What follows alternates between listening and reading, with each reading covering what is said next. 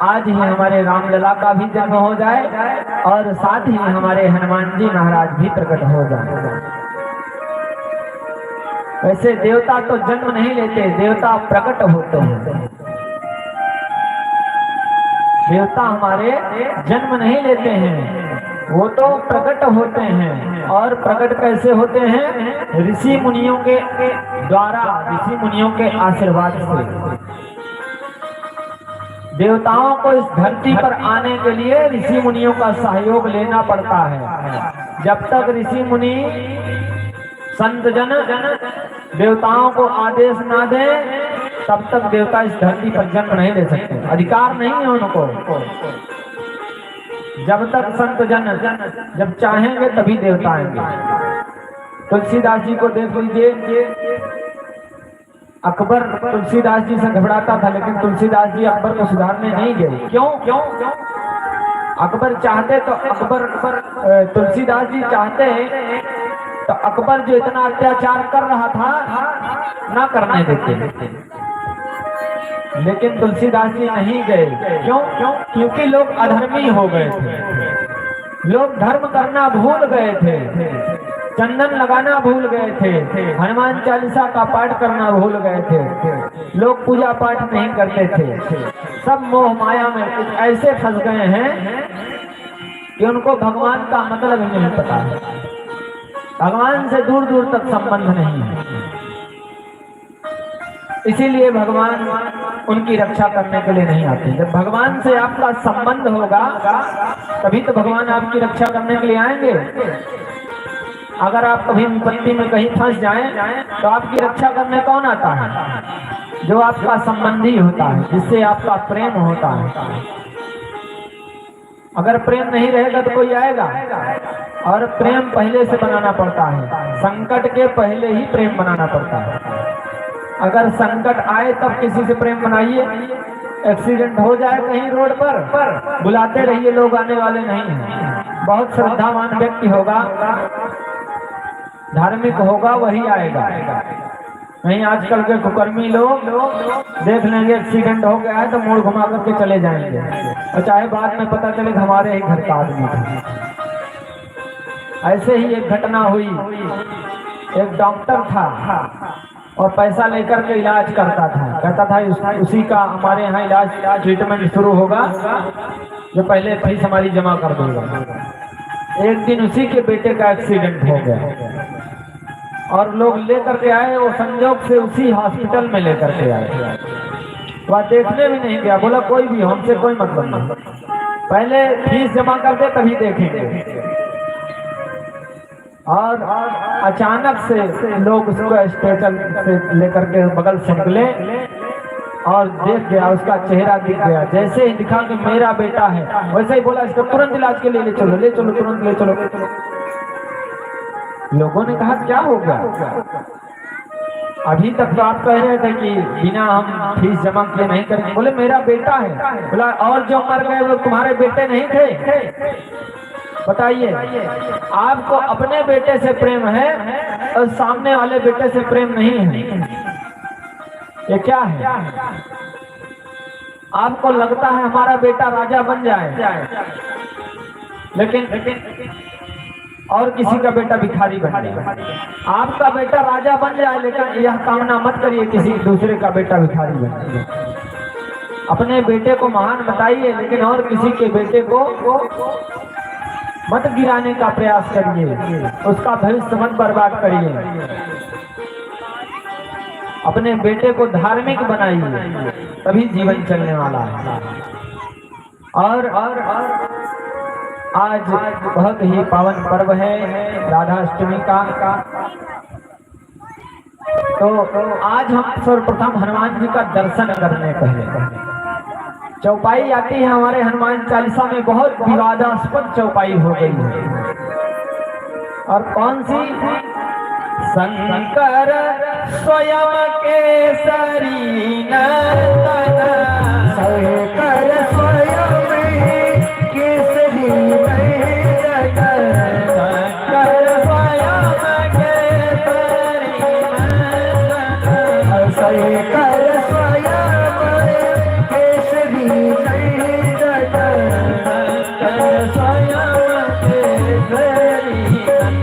सहे कर स्वयं केसरी गगन। बोले सियावर रामचंद्र की जय हो। सुत हनुमान की जय हो। बड़े बड़े विद्वान लोग इस चौपाई पर लड़ गए कि शंकर स्वयं केसरी नंदन है कि शंकर सुगन केसरी नंदन है। हमारे जगत गुरु तुलसी पीठाधीश्वर सरकार जी ने इसका खंडन कर दिया। बोले शंकर सुगन मत समझिएगा, वो शंकर स्वयं केसरी नंदन है। हनुमान जी साक्षात शंकर जी ही हैं। और कहते हैं हनुमान जी शंकर जी के 11वें अवतार हैं।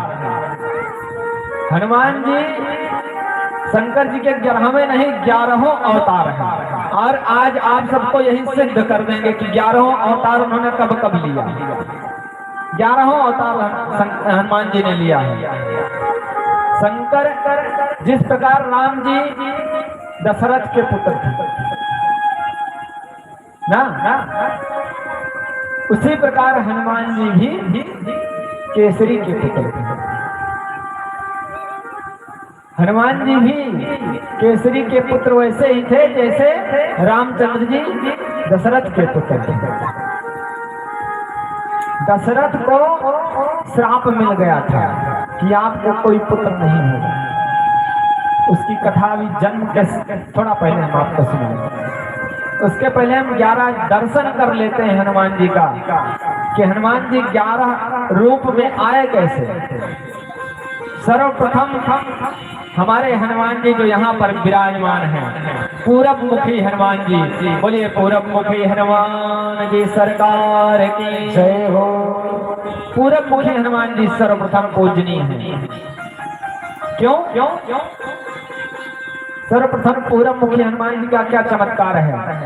पूरब मुखी हनुमान जी जब पैदा हुए सबसे पहले पूरब की तरफ भागे और क्या किए, सूर्य को अपना नाश्ता समझ लिए। सूर्य नारायण को नाश्ते में खा गए थे हैं? तो इसलिए पूरब मुखी सर्वप्रथम पूर्व से उन्होंने शुरुआत किया। पूरब मुखी जब उन्होंने पूर्व की तरफ मुख किया तो वहीं से उनका पूरब मुखी हनुमान जी नाम हुआ।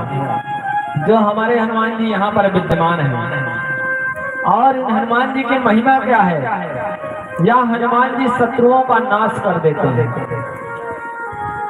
इन हनुमान जी की जो पूजा करेगा, वैसे तो हनुमान जी आप यही हनुमान जी आपके सारी विपत्ति का पर्दाभास कर देंगे, सारी विपत्ति आपकी दूर कर देंगे।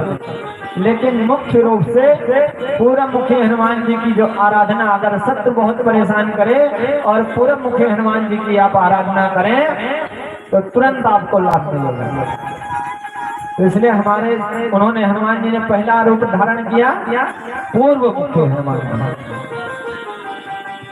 दूसरा रूप हनुमान जी का, दूसरा रूप पश्चिम मुखी हनुमान जी। कहीं आपको मंदिर मिलेगी हनुमान जी की तो पश्चिम की तरफ उनका मुख रहेगा। तो वो हनुमान जी कैसे रहते हैं, उनको गरुड़ मुखी हनुमान जी कहा जाता है। वह विष का हरण कर लेते हैं। मेघनाथ ने नाग फांस में बांधा था हनुमान जी को, लेकिन वह नाग हनुमान जी को कुछ नहीं कर पाए। हनुमान जी जैसे रावण के पास पहुंचे वो अपने आप छूट जाता है। हनुमान जी गरुड़ मुखी हैं। तब वह रूप उन्होंने, मेघनाथ जब उनको बांधा था वह गरुड़ का रूप धारण किए, विष का हरण कर लेते हैं।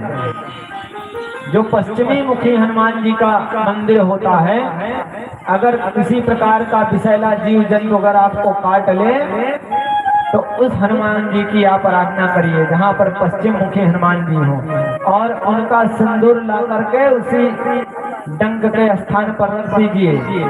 विष तुरंत विष का प्रभाव कम हो जाएगा। ट्रीटमेंट कराइए, लेकिन यह भी उपाय जरूरी है।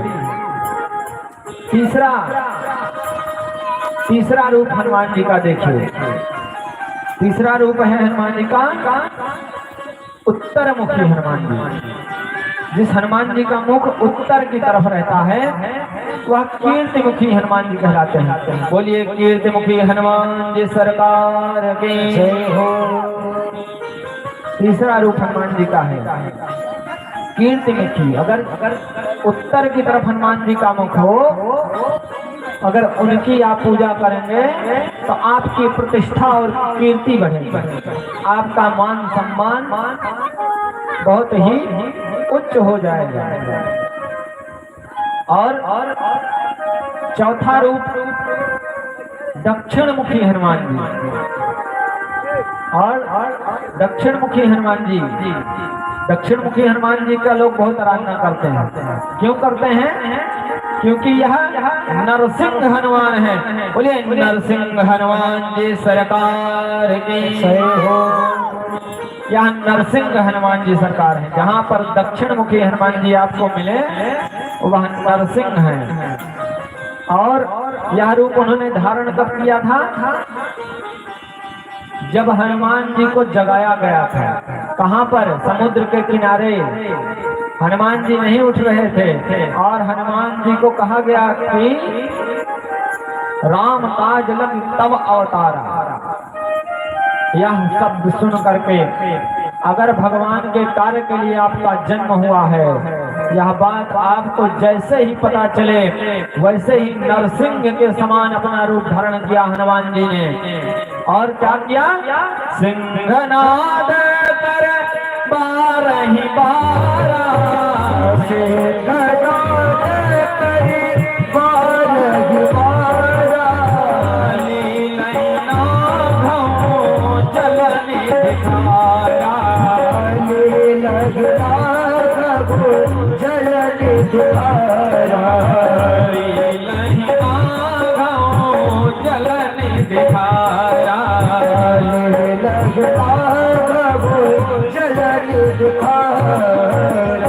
बोलिए नरसिंह हनुमान जी सरकार की जय हो। दक्षिण मुखी हनुमान जी। और यहाँ यहीं से हनुमान जी ने सिद्ध कर दिया कि जब भी भगवान की बात आए तो माया को लील लो, तुरंत तुरंत माया आपके सामने बिल्कुल ना आए। जब भगवान की बात आ जाए, अर्जुन युद्ध स्थल पर खड़े थे, सोच रहे थे कि सामने हमारा परिवार है और युद्ध छोड़कर चले जाना यह क्षत्रिय धर्म नहीं है। अगर युद्ध छोड़ करके चले जाएंगे तो क्षत्रिय धर्म का यह विरोध होगा, और धर्म अगर चला गया तो इस जीवन का कोई मूल्य नहीं है। और अगर अपने परिवार के लोगों का, अपने कुल के लोगों का खून निकाल करके अगर कोई जीत हासिल की जाए तो उससे भी नरक ही मिलने वाला है, उससे भी कुछ हासिल होने वाला नहीं है। प्राय लोग यही सोच रहे हैं, लेकिन ऐसी प्रवृत्ति नहीं रखना चाहिए। अगर आप अपने कुल के लोगों का अगर खून निकाल करके जीत हासिल करना चाहते हैं तो आपको कुछ मिलने वाला नहीं है। तो भगवान की बात जब भी आए तो नरसिंह के समान हो जाना चाहिए हनुमान जी का। प्रहलाद जी के नरसिंह रूप भगवान ने कब धारण किया था? जब प्रहलाद जी को बताई अपने पिता की मृत्यु करवाई प्रहलाद जी ने। क्यों? क्योंकि अधर्मी था। कोई भी व्यक्ति हो अगर संसार में वह अधर्मी है तो कहीं का भी हो उसका संहार जरूरी है। और प्रहलाद जी ने भगवान से प्रार्थना की कि प्रभु इनको मैं समझा करके हार गया, बहुत बार समझाया कि मुझे मारने का प्रयास मत करो, भक्त को कभी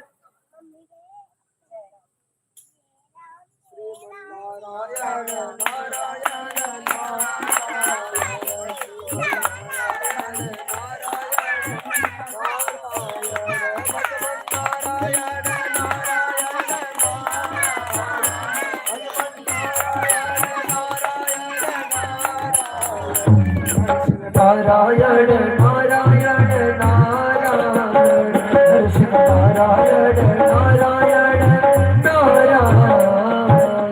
श्याम रामचंद्र की जय हो, हनुमान की जय हो।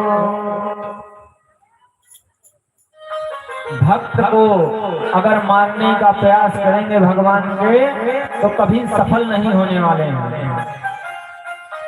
प्रहलाद जी के पिताजी प्रहलाद जी को मारने का बहुत प्रयास किए, होलिका महारानी की देखिए इसीलिए पूजा होती है। जलाने का प्रयास किए, नहीं जले। पहाड़ से फेंकने का प्रयास किए, मर जाए, नहीं मरे। क्यों? भगवान का भक्त था वो। अगर भगवान का कोई भक्त है तो उसके सामने बिल्कुल सतर्क रहिए, क्योंकि स्वयं नारायण उसकी रक्षा करते हैं। तो दक्षिण मुखी हनुमान जी जो हैं हमारे, वह नरसिंह हनुमान जी हैं।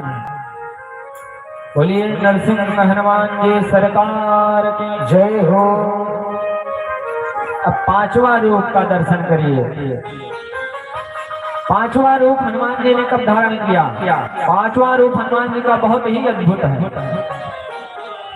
पांचवा रूप बहुत ही अद्भुत है। ये देखिए सामने हमारे पंचमुखी हनुमान जी हैं। बोले पंचमुखी हनुमान जी सरकार की जय हो। पंचमुखी हनुमान जी सरकार, यह रूप उन्होंने धारण कब किया था? ऐसे ही नहीं है कि पंचमुखी बना दिया गया। जब भगवान राम और लक्ष्मण को अहिरावण हरण करके पाताल लोक में ले गया था और वहां पर मारने की पूरी प्लानिंग कर लिया था। क्यों? अहिरावण को समझ में आ गया कि जो है मैं अमर हो चुका हूं। और अमरता उसकी कैसी थी? जैसे रावण को आशीर्वाद था कि उसका जो है अमृत नाभि में था, उसी प्रकार अहिरावण को आशीर्वाद था कि 5 दीपक जलाकर अहिरावण रखता था। 5 दिशा में 5 दीपक जला करके रखता था अहिरावण। और उसको वरदान था कि इन 5 दीपकों को जो एक साथ बुता देगा, वही उसका वध कर सकता है। अहिरावण का वध वही कर सकता था जो 5 दीपों को एक साथ बुझा दे। तो भगवान का आदेश हुआ, हनुमान जी ने वहीं पर अपना पंचमुखी रूप धारण किया और अहिरावण का वध कर दिया। बोले पंचमुखी हनुमान जी सरकार की जय हो। अब छठवां दर्शन करिए हनुमान जी का। छठवां दर्शन है हनुमान जी का एकादश मुखी हनुमान जी। एकादश मुखी हनुमान जी की अद्भुत लीला है। कहीं कहीं पर इनकी फोटो आपको देखने को मिलेगी। एकादश मुखी हनुमान जी की पूजा करने से सारे देवी देवताओं के पूजा का फल मिल जाता है, क्योंकि उस रूप का फोटो देखकर दर्शन करेंगे कभी तो उसमें ब्रह्मा विष्णु महेश सब उसी में रहते हैं। उस हनुमान जी हमारे साधारण नहीं हैं, परम ब्रह्म है हनुमान जी भी, क्योंकि शिव हैं, शंकर स्वयं केसरी नंदन है। एकादश मुखी हनुमान जी, और इन्होंने यह रूप तब धारण किया। कालकार नामक एक राक्षस था, कालकार नामक एक राक्षस था जो इस पृथ्वी पर अंधकार छा दिया था। बिल्कुल चारों तरफ अंधेरा था, इसे यहाँ कलयुग छाया हुआ है। किसी को भगवान की बात करो तो सुहाती नहीं है। अभी यहाँ पर नाटक नौटंकी कर दो, सब आ जाएंगे बढ़िया। ऑर्केस्ट्रा कर दो, खड़े होने की जगह नहीं बचेगी, फिर तो इतना ज्यादा भीड़ हो जाएगा। और वो स्वयं जानते हैं कि यह गलत है, फिर भी कर रहे हैं। इसीलिए कहा गया है जान जान नर करें दिखाई। जानते हैं कि इससे हमारा नुकसान है, फिर भी कर रहे हैं। या नहीं करना चाहिए। हनुमान जी का एकादश मुखी अवतार उन्होंने तब लिया जब कालकार नामक राक्षस पूरी सृष्टि में अंधकार छा दिया था, तो भगवान राम ने आदेश दिया था। इसीलिए हनुमान जी की यहाँ पर गोस्वामी जी ने चौपाई क्या लिखी? और देवता चित्तन धराए, और देवता चित्तन धराए, हनुमत से सर्व सुख कराए, हनुमत से सर्व सुख कराए, हनुमत से सर्व सुख कराए, हनुमत से सर्व सुख कराए। बोलिए श्यावर रामचंद्र की जय हो। मनसुत हनुमान की जय हो। 6वां अवतार हनुमान जी का कैसा है? एकादश मुखी हनुमान जी। बोलिए एकादश मुखी हनुमान जी सरकार की जय हो। 7वां अवतार हनुमान जी का बहुत ही सुंदर है। लक्ष्मण जी हैं वीर, लक्ष्मण जी हैं वीर, और हनुमान जी कौन है? महावीर हैं। और राम जी कौन है? रघुवीर हैं। और हनुमान जी को महावीर को किसने कहा? राम जी ने दिया उपाधि। महावीर विक्रम बजरंगी, महावीर विक्रम बजरंगी, सुमति निवार सोमति के संगी, सुमति निवार सोमति के संगी, सुमति निवार सोमति के संगी, सुमति निवार सोमति के संगी। श्यावर रामचंद्र के जय हो। मनसुत हनुमान के जय हो। महावीर रूप हनुमान जी ने धारण किया। और यह करते क्या है? कुमति निवार सुमति के संगी। कुमति जो हमारी मति जो भ्रष्ट हो गई है, जो हमारा दिमाग काम नहीं कर रहा है कि हमको क्या करना उचित है, क्या करना अनुचित है, या हम नहीं समझ पा रहे हैं, इसको अगर समझना है तो हनुमान जी के चरणों में आना पड़ेगा। क्योंकि हनुमान जी महावीर हैं और लक्ष्मण जी को भी नहीं समझ में आ रहा था। अब महावीर रूप उन्होंने कहा धारण किया था। लक्ष्मण जी को जब बाण लगा था उसके पहले तक लक्ष्मण जी जो है हनुमान जी से थोड़ा थोड़ा तिरछी निगाह में बात करते थे। यह जो है हमारी सेवा का फल ले रहे हैं, हमें सेवा नहीं करने दे रहे हैं। और जब देखो कोई भी काम रहता है तो स्वयं आगे आ जाते हैं, हमें कोई मौका नहीं देता। लक्ष्मण जी इसीलिए परेशान थे। और जब संजीवनी बूटी हनुमान जी पिला दिए तब समझ गए कि हाँ इसीलिए है, इसीलिए राम जी इनको साथ लेकर के चलते हैं। तो वहां पर हनुमान जी ने महावीर रूप धारण किया। बोले महावीर हनुमान की जय हो। अब दूसरा हनुमान जी वीर हुई, वीर रूप हनुमान जी का है। और वीर कौन है? जो माया को तार दे। लक्ष्मण जी को वीर इसीलिए कहा गया। क्यों? क्योंकि अपने पत्नी के कहने पर नहीं आए। राम जी जैसे ही चले पीछे से वो भी चल दिए, बोले हम भी चले। माया को त्याग दिया उन्होंने, परिवार को त्याग दिया। इसीलिए हनुमान जी को वीर कहते हैं। और यह वीर रूप हनुमान जी कहाँ धारण किए? जब माया को आप छोड़ दें। और हमने आपको बता दिया कि लंका सुंदरकांड का आरंभ कहाँ से हो रहा है? समुद्र के उस पार जाना। समुद्र और लंका ये माया की नगरी है। समुद्र है माया और लंका है माया की नगरी। तो इसलिए हनुमान जी ने वीर रूप धारण किया था लंका में जाने के लिए। और लंका में जब वीर होगा जो वही माया से माया के अंदर जा सकता है, माया से बाहर भी आ सकता है। हम माया में भी चले जाते हैं, घर आते हैं तो अपने परिवार के साथ संतजन लग जाते हैं। लेकिन जब अपने संतों के साथ जाते हैं तो संतों का घाव हो जाता है। यही है माया का रूप। जब भगवान के पास आइए तो माया को छोड़ दीजिए।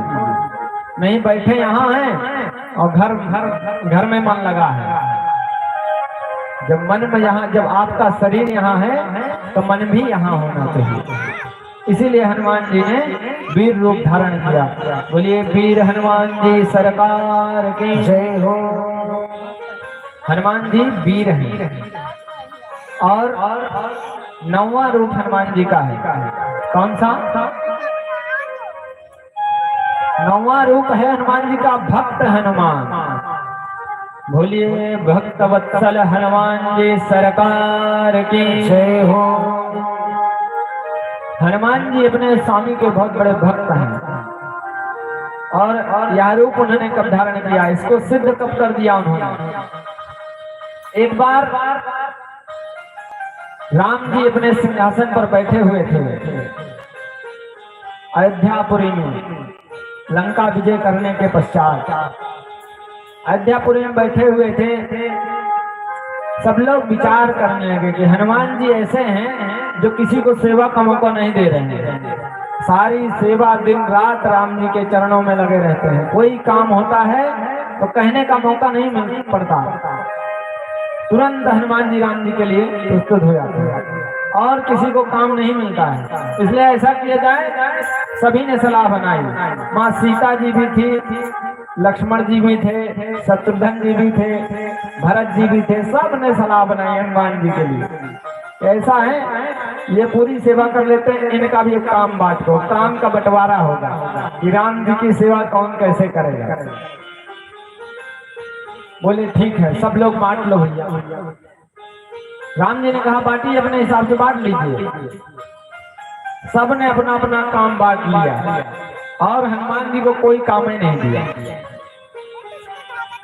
लास्ट में हनुमान जी पहुंचे, बोले प्रभु कुछ तो दे दो हमको भी, बिना काम के तो हम रह ही नहीं पाएंगे। हनुमान जी ऐसा उनका स्वभाव है, बंदर का स्वभाव क्या है, कभी शांति से बैठता नहीं हो, उछल कूद करता रहता है। बोले हम तो फिर बेकार हो जाएंगे, हमको भी कोई काम दीजिए।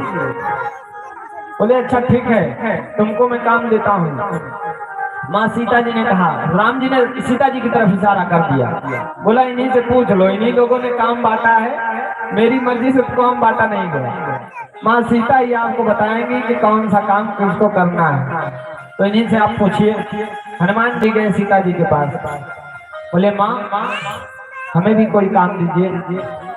बोले ठीक है, तुमको मैं चुटकी बजाने का काम देती हूँ। जब राम जी को जमुहाई आए तो मुंह के पास जाकर के चुटकी बजा देना चाहिए। हनुमान जी भी प्रसन्न हो गए। अब सब समझ नहीं पा रहे हैं कि कैसा, क्यों हनुमान जी प्रसन्न है। हनुमान जी ऐसे देवता हैं जो विपत्ति में भी प्रसन्न रहते हैं, कितनी भी आफत आ जाए लेकिन हनुमान जी प्रसन्न ही आपको मिलेंगे। तो हनुमान जी तुरंत प्रसन्न हो गए। सब सोचे ऐसा कौन सा, इसको तो बस चुटकी बजाने का काम दिए हैं, ये कौन सा काम है बताइए। जमुहाई आदमी कभी कभी आती है। हनुमान जी तुरंत श्री रामचंद्र जी के मुंह को देखते हुए एकदम उन्हीं के सामने बैठ गए ऐसे वीरासन में और चुटकी लिए। जैसे ही हनुमान जी राम जी को जैसे ही जमुहाई आए वैसे चुटकी बजा दी। अब जैसे ही राम जी इधर देखते तो फिर हनुमान जी कूद कर उधर बैठ जाते, जिधर राम जी देखे उधर हनुमान जी चले जाते। बोले इससे बढ़िया काम क्या है कि भगवान का चेहरा हमेशा सामने रहे, भगवान का मुख हमेशा निहारता रहूं, इससे अच्छा क्या है। सब लोग परेशान हो गए, बोले ये तो काम देकर के बहुत बड़ी गलती कर दी है, और कोई काम दिए होते तो चलो ठीक था, ये तो काम देकर के बहुत बड़ी गलती हो गई हम लोगों से। अब रात हुई, राम जी अपने विश्रामालय में गए, विश्राम करने लगे और हनुमान जी भी पीछे पीछे वहीं पहुंच गए। राम जी के कक्ष में पहुंच गए। अब वहीं पर माँ सीता भी आई, देखी तो यहाँ भी बैठा। बोले यार हमारे कमरे में तुम्हारा क्या काम बताइए। बोले आपने ही तो काम दिया हमको। चलो ठीक है, मैंने काम दिया ना, अब जाओ यहाँ से तुम, अब तुम्हारा काम खत्म, जाओ ऊपर जाओ बैठो, सुबह फिर अपना काम पकड़ लेना तुम, अभी ये काम बंद करो, अभी हम दोनों लोग रहेंगे। हनुमान जी वहां से चले गए छत पर। अब छत पर बैठ कर सोचने लगे कि कहीं मान लो राम जी को जमुहाई आ गई और हम चुटकी नहीं बजाए तब तो हमारी सेवा बेकार हो जाएगी। अब वहीं पर हनुमान जी बैठ करके चुटकी बजाने लगे। सीताराम है हनुमान, सीताराम है हनुमान, सीताराम है हनुमान, सीताराम है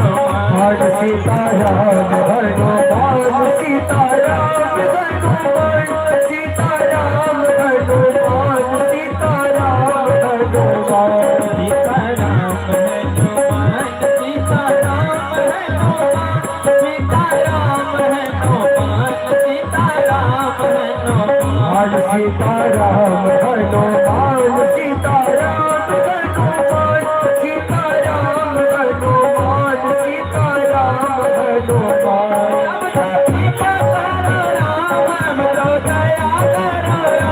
हम तो कृपा करो राम अब तो दया करो राम अब तो कृपा करो राम अब तो दया करो राम अब तो कृपा करो राम अब तो दया करो राम प्रभु शरण में लो गुरु जी शरण में लो प्रभु शरण में लो मुझे शरण में लो प्रभु शरण में लो गुरु जी शरण में लो प्रभु शरण में लो गुरु जी शरण में लो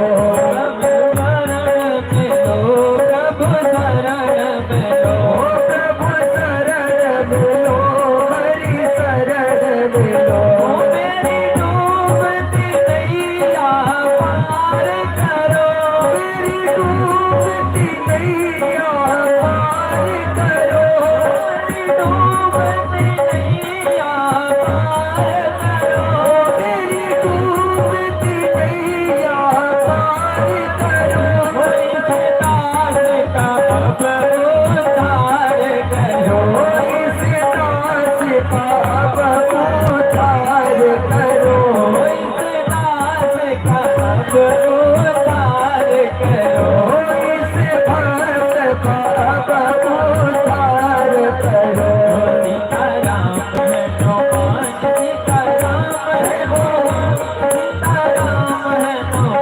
का अब उद्धार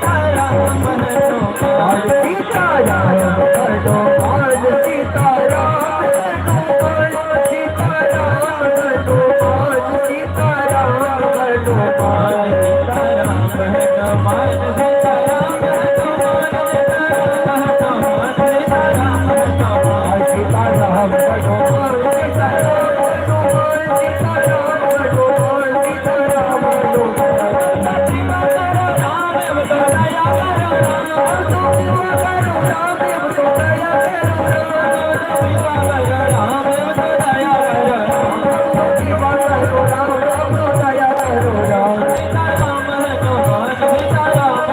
हनुमान सीताराम हनुमान सीताराम हनुमान सीताराम हनुमान सीताराम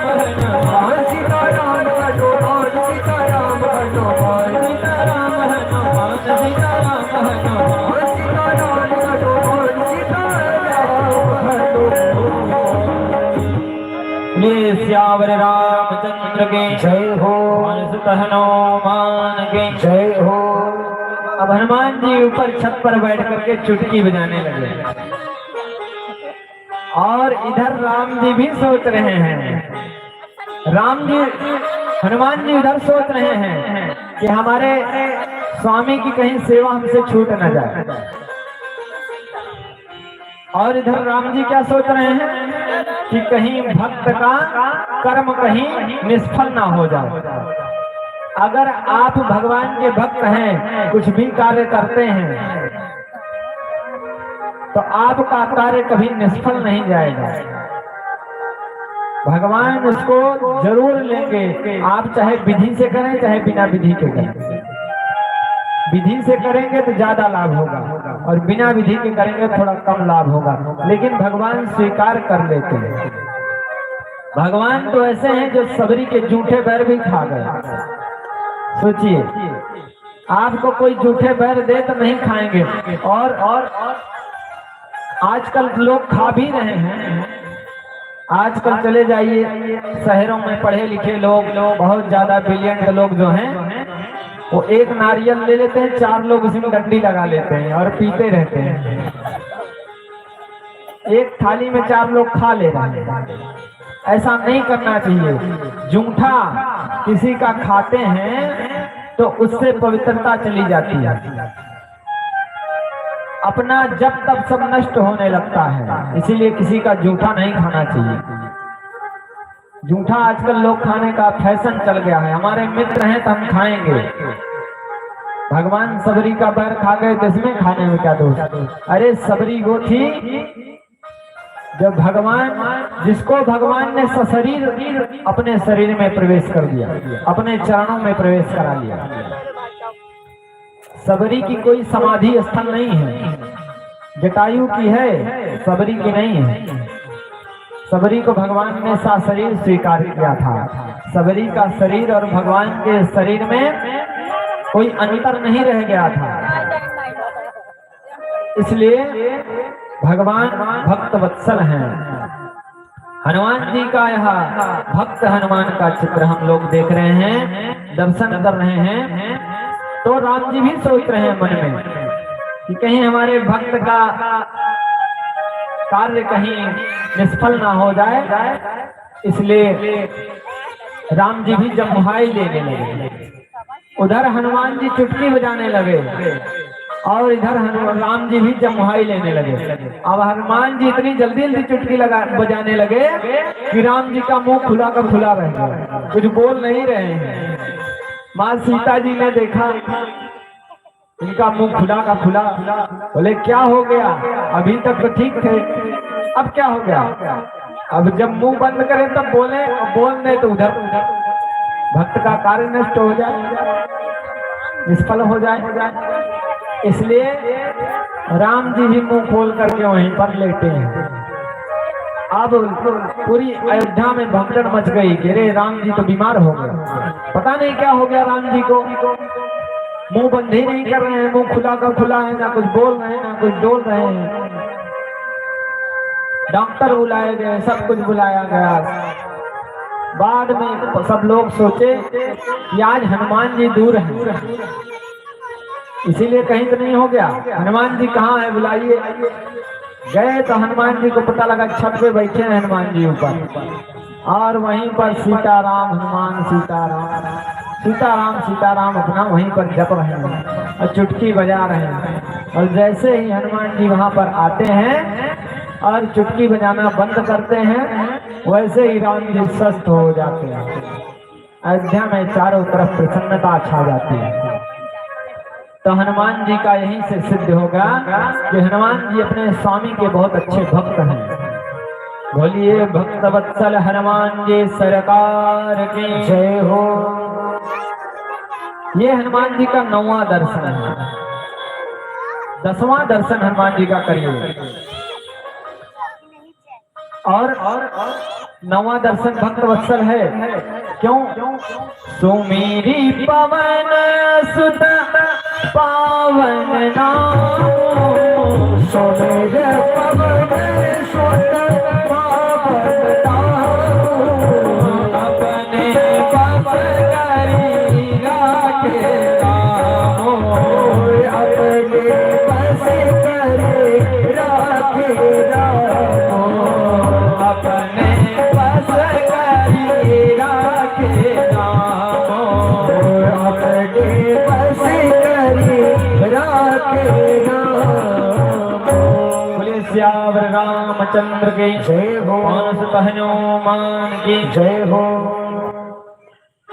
देखिए भक्त हनुमान जी ऐसे हैं कि राम जी को अपने बस में करके रखे हैं। तुलसीदास जी ने यहीं पर सिद्ध कर दिया कि भक्त को स्वामी के बस में होना चाहिए, लेकिन हनुमान जी इतने बड़े भक्त हैं कि स्वामी जी को ही अपने बस में कर लिए और वास्तविकता भी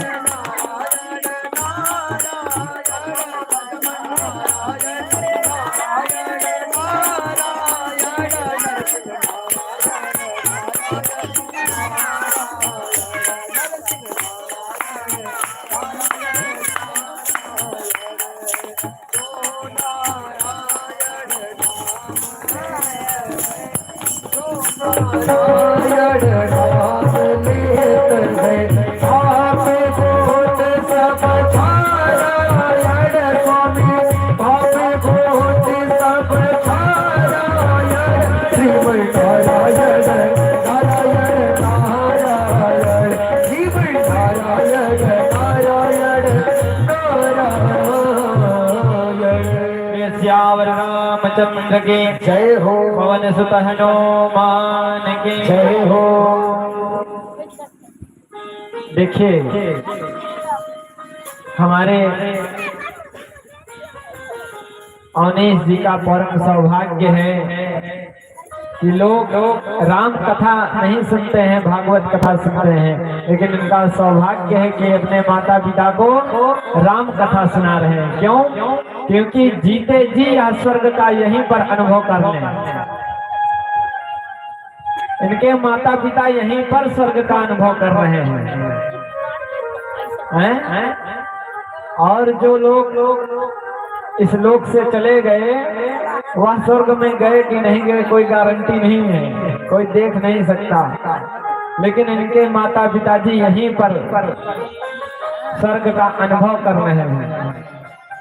यही हमारी राम कथा है। राम कथा आपको तुरंत ही इसका प्रमाण दिखा देगी।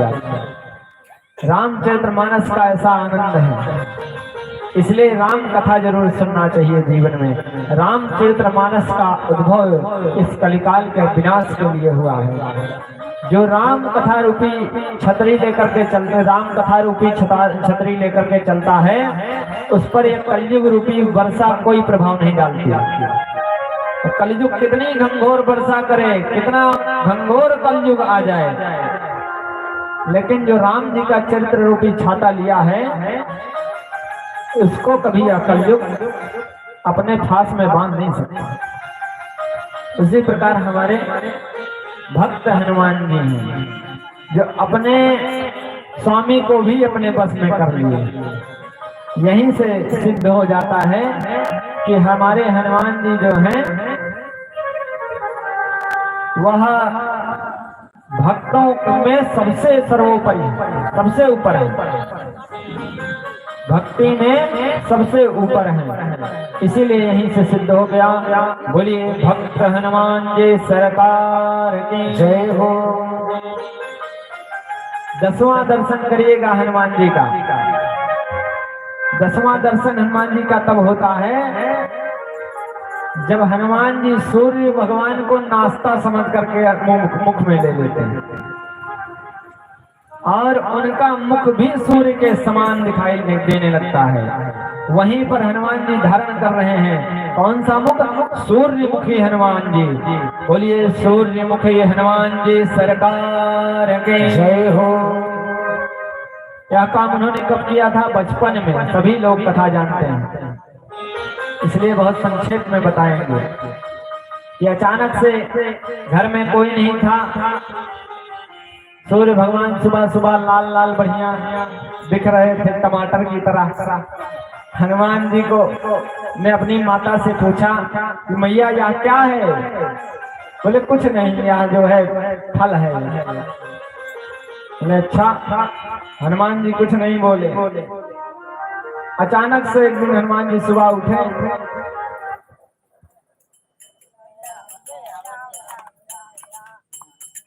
कृष्ण गोविंद हरे मुरारी, हे नाथ नारायण वासुदेवा।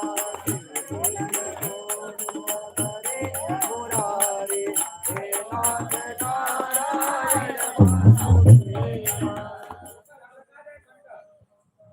बोलिए सियावर रामचंद्र के जय हो।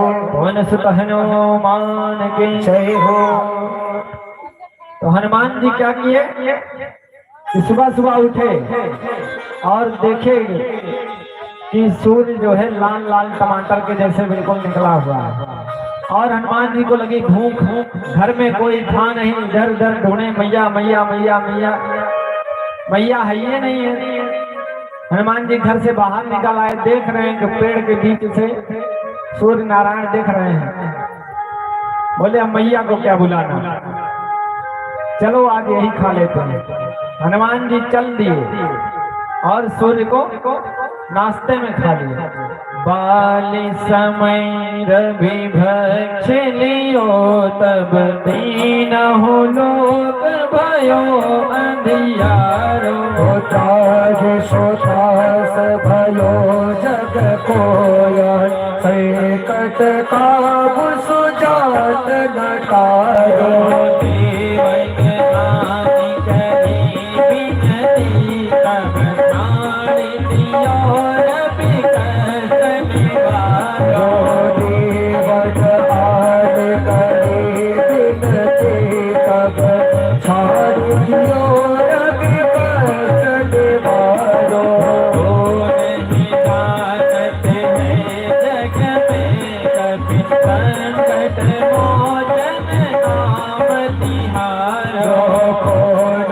जानत गए जग में कभी संकट मोचन नाम तिहारो नहीं जानते जग में संकट मोचन नाम तिहारो नहीं जानत गए जग में कभी संकट मोचन नाम तिहारो।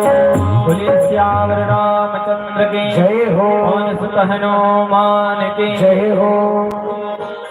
हनुमान जी सूर्य को नाश्ता समझ कर के खा लिया। और सोचिए हनुमान जी उस समय बचपन में ही कितना विकराल रूप धारण किए होंगे। जब सूर्य को ले गए नाश्ते में तो भोजन करते तो कैसा होता, सोचिए।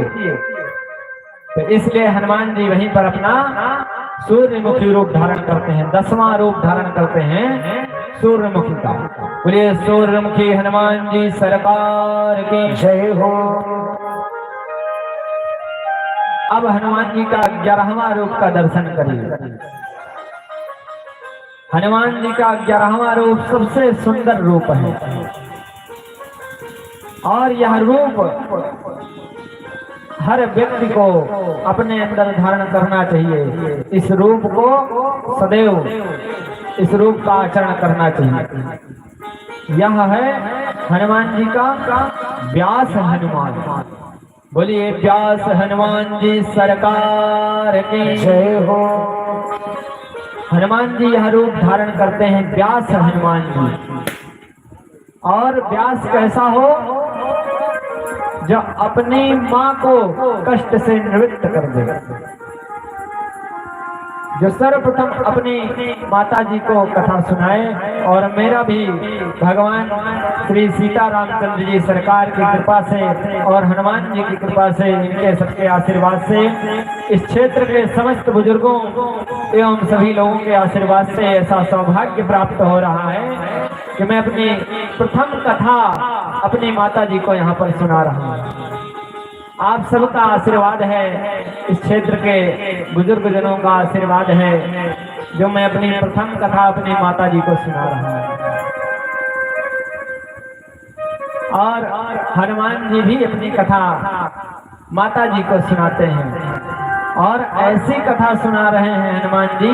कहाँ पर सुना रहे हैं? लंका में, अशोक वाटिका में माँ सीता वियोग कर रही हैं कि मैं उस घड़ी में, वह हनुमान जी का वह क्षण जब माँ सीता के आंखों में आंसू देखा, हनुमान जी का वह क्षण एक एक कल्प के समान बीता। पुत्र अगर अपनी माँ के आंखों में आंसू देख ले तो समझ लीजिए कितनी पीड़ा होती है। इसलिए माताएं जो हैं वह किनारे जाकर के रो लेंगी, लेकिन अपने पुत्र के सामने नहीं रोएंगी। कितने भी बीमार हो जाएं, लेकिन पुत्र के सामने नहीं दिखाएंगी। और किसी से अपना दुखड़ा कह देंगे, सखी सहेली से खूब कह देंगे, लेकिन अपने पुत्र के सामने कभी नहीं कहेंगे, हमारा पुत्र हताश ना हो जाए।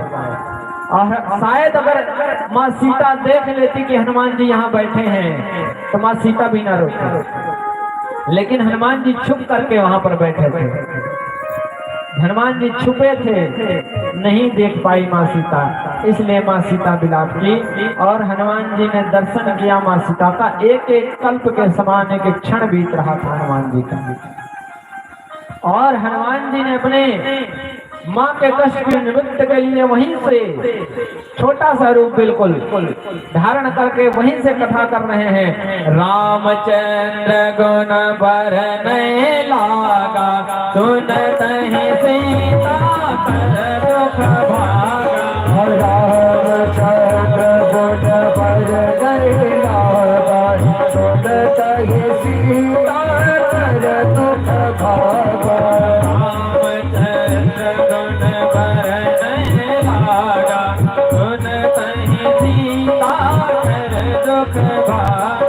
रामचंद्र गुण बरने लागा, तक सीता कर दुख भाग। श्याम रामचंद्र के जय हो, पवन सुत हनुमान के जय हो। हनुमान जी तुरंत अपने श्री रामचंद्र जी की ऐसी कथा सुनाते हैं माँ सीता का कि सुनते ही माँ सीता का दुख तुरंत दूर हो गया, तुरंत माँ सीता प्रसन्न हो गई। ऐसे हैं हमारे हनुमान जी, ऐसी कथा करते हैं कि ये देखिए 5वां दिन चल रहा है हमारा, 5वां दिन है आज, लेकिन लोग नहीं समझ पा रहे हैं, लोग समझ नहीं पा रहे हैं यह कार्यक्रम हो क्यों रहा है, इसका लक्ष्य क्या है। लोग तरह तरह के मार्ग से भटके जा रहे हैं। इस कार्यक्रम के लक्ष्य को समझने का प्रयास करिए। देखिए हमारा दुर्भाग्य है, ऐसी कथा कर रहा हूं, 5 दिन हो गए और 11 ब्राह्मण हनुमान चालीसा पढ़ने के लिए मुझे ढूंढना पड़ रहा है। सोचिए इतनी माताएं बैठी हैं, इतने संत लोग बैठे हैं, हमारे बड़े बुजुर्ग लोग, और जहां तक हमारी आवाज जा रही है सैकड़ों लोग हमारी आवाज को सुन रहे होंगे, लेकिन कोई भी अपने बच्चे को या स्वयं यहाँ आने का प्रयास नहीं कर रहे कि हनुमान चालीसा पढ़ें। ऐसे अपने धर्म की रक्षा कहाँ हो पाएगी, बताइए। मेरा दुर्भाग्य है 5 दिन तक आप सब लोगों को इतना मैं समझा रहा हूँ, लेकिन मेरी कमी है, ये मेरी कमी है। प्रयास करूंगा आगे चल करके, फिर कुछ ऐसे ग्रंथों से फिर खोज करके लाऊंगा कि आप सब लोगों के समझ में आए। शायद मैं आप सब लोगों को समझा नहीं पा रहा हूँ, मेरे अंदर कमी है, उस कमी को मैं दूर करूंगा, लेकिन फिर भी आप लोग हमारे भाव को समझिए। व्यक्ति को समझने का नहीं, उसकी भावनाओं को समझने का प्रयास करिए। हमारी भावना है कि हमारे क्षेत्र का प्रत्येक व्यक्ति सुख समृद्धि से परिपूर्ण हो, प्रसन्न हो, कहीं पर द्वेष ना रह जाए, सब बच्चे एक साथ आकर के खेलें। यही मैदान है, हम लोग यहाँ पर इतने लोग खेलते थे कि बच्चे कम पड़ जाते थे, हमारा नंबर ही नहीं आता था। छोटे थे हम, हमारा नंबर नहीं आता था, बोलते थे तुम बस पीछे कीपिंग में खड़े हो जाओ मैच में, और जो गेंद बैट से ना लगे उसको पकड़ना तुम। ये समय था हमारा। इतने लोग 11-11 दूनी 22, 25-30 लोग यहाँ पर खेलने वाले प्लेयर होते थे। आज देखिए किसी के घर का बच्चा यहाँ खेलने आता है, आप अपने बच्चों के साथ क्या कर रहे हैं ये सोचिए जरा। इस पाश्चात्य संस्कृति को पढ़ाने के लिए, जिस विद्या को पढ़ाने के लिए, जिस अंग्रेजी को पढ़ाने के लिए आप इतना प्रयास कर रहे हैं, उस अंग्रेजी से वह धन तो कमा लेगा लेकिन जीवन में सुख नहीं कमा पाएगा। आप अपने व्यक्ति को, अपने पुत्र को रावण के जैसा धनवान बनाना चाहते हैं या हनुमान जी जैसा सेवक बनाना चाहते हैं। गृहस्थ आश्रम सबसे पवित्र आश्रम है। संन्यास आश्रम कहते हैं सन्यासी है, साधु है, आता कहां से है? गृहस्थ आश्रम से पैदा होता है। हमारे गुरुजी आएंगे कल, शायद हम लोगों का सौभाग्य हो कि हमारे गुरुजी बीएचयू के प्रोफेसर साहब श्रीमान डॉक्टर श्री शिव प्रसाद पांडे जी आप सब लोगों को यहाँ पर दर्शन दें। आप सबका परम सौभाग्य हो, आप सब लोगों उनको अपने इस प्रांगण में आने का सौभाग्य दे रहे हैं, अवसर दे रहे हैं, और आप सब लोगों का सौभाग्य है कि आप सब लोग उनका दर्शन करेंगे। मैं प्रतिक्षण उनके आने का इंतजार कर रहा हूं कि वो कब हमें दर्शन दें। बहरहाल हम तो बहुत उनका दर्शन किए हैं, जब भी दर्शन करते हैं तो आनंद की प्राप्ति होती है। वह आनंद आप सब लोग भी ले पाएं। ऐसे संत इस पृथ्वी पर बहुत कम ही होते हैं, और वह संत आए कहां से हैं? वह संत भी गृहस्थ से ही आए हैं। गृहस्थ आश्रम से ही कोई संत जन्म लेता है। आप कहते हैं आप गृहस्थी हैं, दिल पर हाथ रख के कहिए, आप गृहस्थी हैं, अपने बच्चों को क्या संस्कार दे रहे हैं? जबरदस्ती स्कूल भेज रहे हैं पैसा कमाने के लिए। रावण का पैसा नहीं टिका जिसके पास इतनी बड़ी सोने की लंका थी। आपके पुत्र का पैसा कहाँ टिकेगा? हनुमान जी के पास कुछ नहीं था, सारी सोने की लंका जला दी। तो चाहते तो उठा कर ले आते। उन्होंने कहा भी, आनो यहाँ त्रिकूट उपारी। एक बार जामवंत जी से कहा भी कि ऐसा करते हैं, सोनवा सब उठा लाते हैं अपने यहाँ, कम से कम सोना तो काम में आ जाएगा। लेकिन जामवंत जी ने मना कर दिया। क्यों मना कर दिया? ये भी एक कारण था। इसीलिए मना कर दिया कि ऐसे दलित लोगों का, अधर्मी लोगों का धन नहीं लेना चाहिए। अगर अधर्मियों का धन लेंगे तो उससे मति भ्रष्ट हो जाएगा, इसलिए अधर्मियों का धन नहीं लेना चाहिए। हनुमान जी गए, उस अधर्मी का धन फूंक के चले आए, वहीं पर राख कर दिया। समझिए, तुलसीदास जी ने एक एक चौपाई को इतना सोच समझ करके लिखा है कि एक चौपाई के हजारों अर्थ निकल सकते हैं। लोग कहते हैं हनुमान चालीसा बहुत छोटी है, 2 मिनट 3 मिनट की। और हमारे जगत गुरु श्री रामभद्राचार्य जी ऐसे हैं जो कहते हैं मैं एक चौपाई पर 1 महीने कथा कर दूंगा, दूसरी चौपाई नहीं बोलूंगा। अब सोचिए, एक चौपाई पर 1 महीने कथा कर दूंगा। और ये भी उन्होंने कह दिया कि संसार के प्रत्येक व्यक्ति से क्षमा प्रार्थी हूँ, इसलिए कि इस हनुमान चालीसा की एक चौपाई की पूर्ण व्याख्या मैं नहीं कर सकता। 1 महीने कथा सुनाऊंगा, फिर भी कहीं ना कहीं छूट जाएगी एक चौपाई। और आप लोग ये सोच रहे हैं कि बस हनुमान चालीसा हम पढ़ लिए, उनको पता है हनुमान चालीसा कैसे होती है, हमको तो याद है, हम क्यों जाए वहां पर, हमको याद है। इसलिए अभिमान में मत आइए। जब भी आपके अंदर अभिमान आ जाए, अभिमान का त्याग कर दीजिए। हनुमान जी भी हमारे अभिमान का त्याग कर देते हैं और व्यास रूप में आकर के अपनी माँ के सारे दुख का निवारण कर देते हैं तुरंत ही। इसलिए हमारे हनुमान जी 11 रुद्र अवतार हैं। लोग कहते हैं 11वें अवतार हैं, 11वें नहीं 11 रुद्र अवतार हैं। आप सब लोगों ने 11 रुद्र अवतार के बारे में आपने जान लिया। इसलिए हनुमान जी स्वयं शंकर स्वयं केसरी नंदन है। बहरहाल दोनों चीजें सही हैं। अगर आप यह सोचे कि सुवन गलत है तो वो भी गलत नहीं है, दोनों सही है। जैसे राम जी परब्रह्म भी थे, दशरथ के भी पुत्र थे, उसी प्रकार हनुमान जी भी केसरी नंदन थे, लेकिन साक्षात शंकर जी थे। और यहाँ उन्होंने शंकर जी क्यों हुए? एक बार उन्होंने मन में प्लानिंग किया और जप कर रहे थे, वही जो मैं सुबह सुबह जो गाना गाता हूँ, जो भजन होता है इस कथा के शुरुआत में, गई लगी पूछने जब हिमालय कुमारी, कहो कौन सा मंत्र कल्याणकारी। तो माँ पार्वती शंकर जी को जगाने का प्रयास कर रही थी। भोलेनाथ समाधि में बैठे हुए थे। माँ पार्वती ने बहुत अर्चना की। शंकर जी वहां पर बहुत प्रसन्न मुद्रा में अपने नेत्रों को खोले, माँ पार्वती से को दर्शन दिए। माँ पार्वती लालायित रहती हैं शंकर जी के नेत्रों का दर्शन करने के लिए, उनके जागने के लिए, उनकी वाणी का रसपान करने के लिए। माँ पार्वती जी ने पूछा शंकर जी से कि आपका चेहरा देख करके मुझे ऐसा लग रहा है कि आप मुझे कुछ कहना चाहते हैं।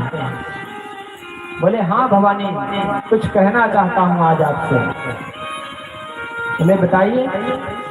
तो हनुमान जी वही कहते हैं, उमा कहूँ मैं अनुभव अपना, उमा कहूँ मैं अनुभव अपना, जगत सब सपना, और सत हरि भजन सब सपना हरि भजन जगत सब सपना सत हरि भजन जगत सब सपना। बोले श्याम रामचंद्र की जय हो, पवन सुत हनुमान की जय हो। जयकारा तो तेज से लगाइए, बोलिए श्याम रामचंद्र की पवन सुत हनुमान की। माँ पार्वती पूछ रही है भोलेनाथ से कि प्रभु क्या कहना चाहते हैं। माताएं ऐसी ही होती हैं कि चेहरे को देखकर समझ लेती हैं कि सामने वाले के मन में क्या है, और खासकर अपने पति और पुत्र को तो तुरंत पहचान लेती हैं। पहचान भी कुछ कहना चाहते हैं। भोलेनाथ ने कहा कि भवानी आज ऐसा है कि मैं सोच रहा हूं कि भगवान साक्षात परब्रह्म श्री रामचंद्र के रूप में इस धरती पर अवतार लेने वाले हैं, इस धरती पर आने वाले हैं। उनकी मैं सेवा करना चाहता हूँ, उनके लिए जाना चाहता हूँ। तो भोलेनाथ माता सीता माँ पार्वती ने कहा जाइए, हम भी चलेंगे, आपका साथ छोड़ेंगे नहीं हम, या अकेले अकेले चले जाओ भगवान की सेवा करने, हम ना जाएं। अच्छा आप भी चलोगे? बोले हम तो बंदर रूप मन है, बहुत दिन समाधि वाधि देख लिए हम, बहुत दिन समाधि नहीं है, बहुत दिन शांत रह लिए, अब कुछ आतंक फैलाएंगे भगवान के कार्य के लिए। माता ने कहा कि नहीं, बिना आपके हम भी नहीं रह पाएंगे। तो माता जी भी उनका क्या बनी? माँ पार्वती उनकी पूंछ बन गई, उनकी पूंछ के रूप में चलेंगे। जगत जननी माँ जगदम्बा श्री हनुमान जी की पूंछ बन जाती है। अच्छा यह सिद्ध कहता है, सिद्ध यहाँ हो जाता है कि एक देखिए हनुमान जी और राम जी ये दो लोग तो मिल लिए, लेकिन माँ पार्वती और सीता जी का मिलन नहीं हो पाया। माँ पार्वती क्यों? क्योंकि हनुमान जी ब्रह्मचारी हैं, माँ सीता को स्पर्श कैसे कर सकते हैं। तब उन्होंने सोचा कैसे इनको मिलाया जाए। तब वही लंका में जब गए, जब लंका दहन किए तो कैसे किए? पूंछ से। और माँ सीता कहाँ रहती थी? तुम पावक महो करहु निवासा, तुम पावकी करहु निवासा, तब लगी करो मैं किसी चरनासा, तब लग करो किसी चरनासा, तब लगी मैं किसी चरनासा, तब लग करो मैं किसी चरनासा।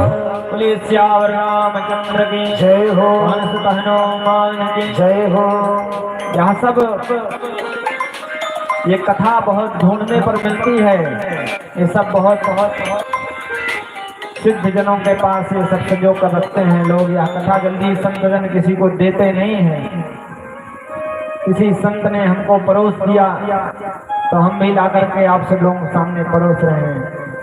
माँ सीता जी पर रहती हैं, माँ रामचंद्र जी ने माँ सीता को अग्नि में स्थान दे दिया, अग्नि में माँ सीता रहने लगी। और माया की सीता ले गया था रावण, और माया का अगर आप कुछ भी अपने यहाँ ले आओगे तो उससे विनाश होना है, और रावण का इसीलिए विनाश हो गया। राम जी ने सीता हरण करवाया था, ये मत सोचिए अगर सीता हरण रावण ने किया था, राम जी ने करवाया था। कौन नहीं जानता है सोने का कहीं मृग होता है? बताइए, सोने का अगर मृग होगा फिर चलेगा कैसे? बताइए। इतना तो सेंस सबके पास है, इतना दिमाग सबके पास है, जहाँ सब जानते हैं सोने का हिरण नहीं हो सकता। अगर हो भी तो दौड़ेगा कहाँ? बताइए, नॉर्मल आदमी समझ लेगा, लेकिन माँ सीता नहीं समझ पाए। क्यों? और सत्य है, जो माया का होगा वह नहीं समझ पाएगा। और माया की सीता थी, उनको समझ में नहीं आया। माया का मृग भी था, माया का मृग भी था, माया की सीता भी थी, और नहीं समझ पाई। और माया जब लेकर के रावण गया, उसी माया से इसका विनाश हुआ। माँ सीता को नहीं ले गया था, माया ले गया था। रावण का विनाश इसीलिए हुआ क्योंकि उसने माया की सीता का हरण किया। और सीता जी और पार्वती का मिलन कैसे हुआ? जब हनुमान जी ने लंका जलाई, तो कैसे जलाई? आग से। और अग्नि में माँ सीता थी, हाँ अग्नि में माँ सीता थी। और पूंछ कौन था? माँ पार्वती। और अग्नि लगाई कहाँ गई? पूंछ में। वहीं पर माँ सीता का मिलन हो गया। हुआ कि नहीं हुआ? बोलिए जगत जननी माँ जगदम्बा की जय हो। देवियां भी सभी एक बराबर होती हैं, 9 दुर्गा हैं, सब एक बराबर हैं। माँ सीता, पार्वती हो, राधा हो, सबका एक ही सम्मान है। बस आपके पास विभिन्न रूपों में इसलिए दर्शन देते हैं भक्तों के लिए। अच्छा ये सोचिए, कभी आपने विचार किया कि शंकर जी को तुलसी